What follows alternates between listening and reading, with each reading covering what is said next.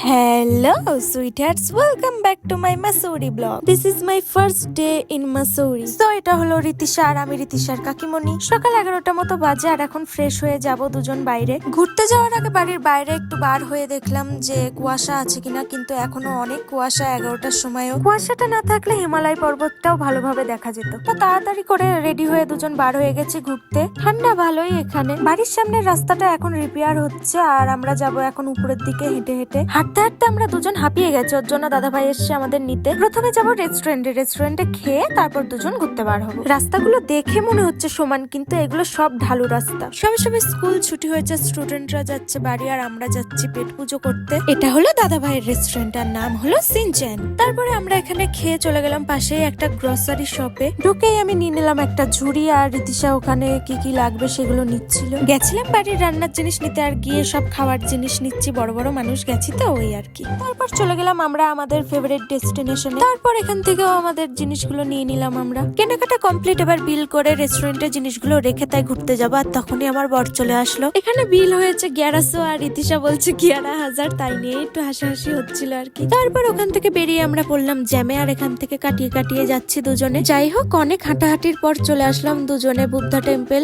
উপরে আরো বুদ্ধা টেম্পল আছে, কিন্তু সিঁড়ি ভেঙে অনেক উপরে উঠতে হবে, ওর জন্য আমাদের আর ক্ষমতা নেই, তাই আমরা আজকে নিচেই ঘুরবো। এই জায়গাটা মাসুরির খুব ফেমাস একটা টুরিস্ট স্পট আর টুরিস্ট তো এখানে সবসময়ই রয়েছে। চলো তাহলে যাই ভিতরের দিকে। সামনের গেট দিয়ে ঢুকতেই সোজা রাস্তা চলে যাচ্ছে বুদ্ধা টেম্পলের দিকে, এখান থেকেই হেঁটে যেতে হবে। রাস্তাটাও কত সুন্দর লাগছে তাই না? এখন দুজন হেঁটে হেঁটে যাচ্ছি ভিতরের দিকে আর পাশেই রয়েছে একটা সুন্দর ক্যাফে। তারপর চলে আসলাম আমরা বুদ্ধা টেম্পলের সামনে। টেম্পলটা দেখো কত সুন্দর আর অনেক টুরিস্ট ছিল। সত্যি কথা বলতে এখানে এসে যেন একটা আলাদাই মনে শান্তি লাগছিল। পুরো নির্জন একটা পরিবেশ, এত টুরিস্ট ছিল সেটা বোঝাই যাচ্ছিল না, কোনো আওয়াজ নেই, নির্জন একটা পরিবেশ, মনে একটা আলাদাই শান্তি লাগছিল। তারপরে এখানে আমরা অনেকগুলো ফটোও তুলে নিলাম আর সেগুলো পোস্টও করা হয়ে গেছে ফেসবুকে। তোমরা একটু দেখে লাইক কমেন্ট শেয়ার করে দিও।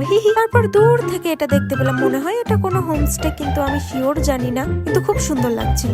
আর এই জিনিসটা করার আমার অনেক দিনের ইচ্ছে ছিল, মানে এইগুলো ঘোরাবো আর একটা রিলস বানাবো, কিন্তু রিলস তো আর বানাইনি, সিম্পল ভিডিও করে ব্লগেই দিয়ে দিলাম। যাই হোক, অনেক দিনের একটা ইচ্ছা ফুলফিল তো হলো।